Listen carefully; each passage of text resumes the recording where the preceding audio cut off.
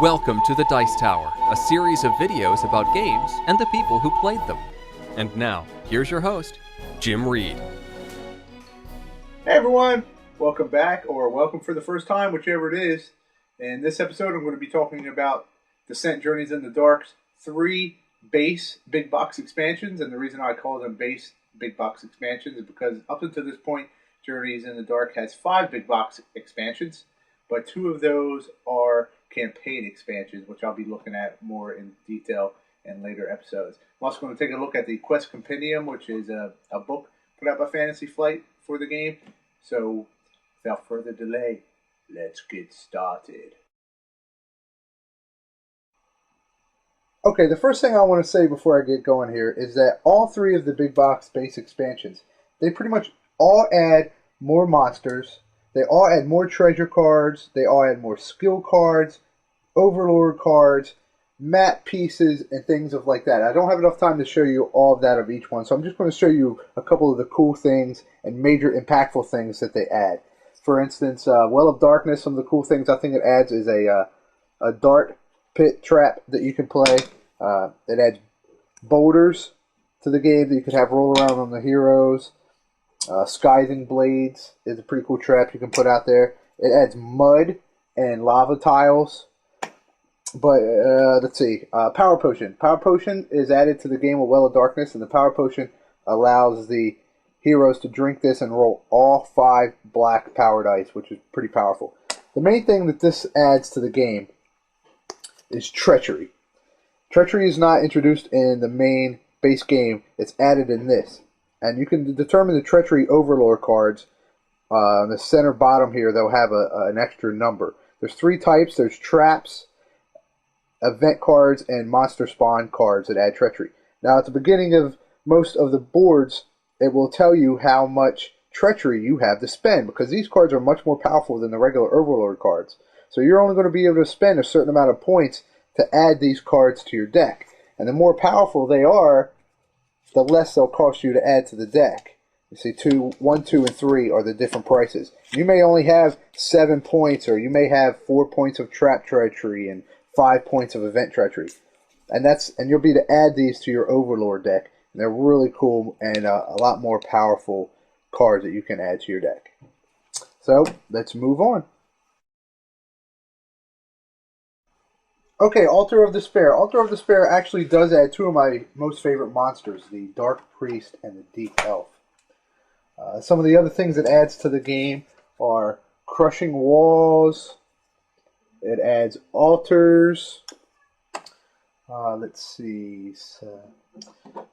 This one has a Vulnerability Potion, which lets the hero drink it, and their armor gets increased by 10 the next time they are attacked. Don't usually see this one used very much. One of the things that some of the new monsters do, is curse the heroes. And if this gets put on the heroes, it stays on them until they die, and they're worth extra conquest points to the Overlord when he kills them. Another thing that the game adds that you can actually buy with Treachery is Dark Glyphs. You can pay to Treachery instead of putting cards into your hand. You can actually pay to have these put out on the board. And they look like regular glyphs until the heroes flip them over and they do bad things to them, which isn't fun. Which is another cool thing. This is the Overlord expansion, I have to say, because everything they add in Altar of Despair, not everything, but a lot of it really is more geared towards the Overlord. The other thing that it adds are Dark Relics. And what you can do is you can pay Treachery to get Dark Relic Overlord card in your hand, and when the heroes open up a chest, you can have them get some of these Dark Relic items. They think they're finally getting to open up a chest, they're going to get some cool weapons, and instead you give them things like glassed armor, which gives them an armor of 0, and they take 2 wounds from each attack that hits them. And this stays on them until they die. They can never remove any of these Dark Relics. So it's pretty nasty if you take your most strongest guy and you make sure he's the one that gets this armor. It's not very pretty.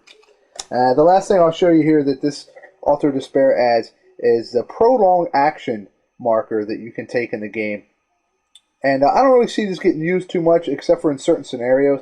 The Prolonged Action would be, for instance, if they have to take 10 turns to, say, break down a pillar of ice, or maybe 3 turns to open a specially locked door, they would use this action and each turn they would get these tokens put on there to show that they've done it for that many turns. Alright, so that's all the some of the cool things that's offered in Altar of Despair. Let's move on again. Okay, Tomb of Ice was the first expansion that actually came out after the campaign expansion of Road to Legend. So on top of adding more map tiles and things that are just to the base set, it adds more map tiles that can be used with Road to Legend expansion, as well as some dungeon cards and some outdoor encounter cards and things like that. This game also adds, well, I'll just start by saying that it's Tomb of Ice, so of course it's going to add ice tiles. And some of the map pieces that come with this game have some really nice map artwork on them as well, and it adds an ice dragon and some things like that are really cool. And the monsters, of course, some of them have frost breath, so they can put ice on some of the heroes' weapons and shatter their weapons. One of the other crazy things that this game has is that some monsters that have the ability to swallow, which actually I believe the ice dragon does. They can swallow the hero, and the hero actually goes into this, which is supposedly the dragon's belly, and he's sort of devouring the hero while he's in there. Cool thing that this game adds is a stealth dice, and some of the creatures have stealth. And as you can see, there's nothing on this clear dice except for 2 X's, which 1 X is on some of the attack dice that the heroes roll, and if that happens, they miss. So if the creature, they have to roll this dice, and they have more chance of missing. And of course, there's also a stealth invulnerability potion, I believe they call it, invisibility potion, that the heroes can get, where they force the Overlord to actually roll this dice when attacking them, which is pretty cool. One of the main really cool things that this game adds is what's called feat cards. Okay, and feat cards are basically like skill cards. They're given out to the players at the beginning of the game based on what their skills are on their cards. For instance, if they're melee, they'll get a couple of these feat cards. And these are one-time use only cards that they can use at certain times during the game. It really adds a lot, I think, for the heroes. Just something cool for them to do. And a lot of them are situational, and they're interrupt cards that can be played. And some of them actually directly influence the Overlord. As you can see, like this one here is just played to take threat away from the Overlord. Let's see if I have anything. You know, this one can give the +2 speed and the fly ability for 1 turn on the characters. Really cool things like that. I keep finding the exact same ones. I'm trying to show you different examples here. This one here, they just flip over this card to get +4 armor. You know, I mean, they're really cool. And every time the heroes open up a glyph in the game, then they get more feat cards. Now, here's the only problem I have with the feat cards. Okay, if you look at, let me find the green. If you look at this feat card, right here, and then look at this skill card, could you really tell me which one is which by looking at this side of it? The players have these up in front of them the whole game, and it seems like they're always thinking that their feat card, which is a one-time use only, is a skill.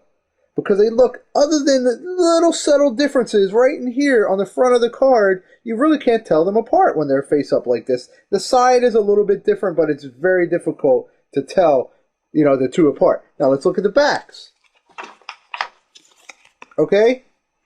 The only real little subtle differences are the inside coloring here and the little symbols on the side. But unless you really know which is which, they're very difficult to tell apart. So make sure that your players keep the skill cards, and see, I did it already. Keep the feat cards and the skill cards, you know, far enough apart so that they don't get them confused when they're playing the game. All right. Okay, 30 seconds to talk about the Quest Compendium Volume 1. This book offers 16 new scenario-based situations, offer some really unique gameplay mechanics that are different than the base game and some of the expansions. If you play Descent all the time, this is definitely something you might want to check out. It has a nice foreword by Alan Moon, and it's written by a bunch of different people from all over the industry. So that's the Descent Quest Compendium. All right. Thanks for watching. Thanks for joining us today. For more written, audio and video reviews, as well as the #1 board game podcast, check out the website at www.thedicetower.com. Until then, this is Eric Summerer, and you've been watching The Dice Tower.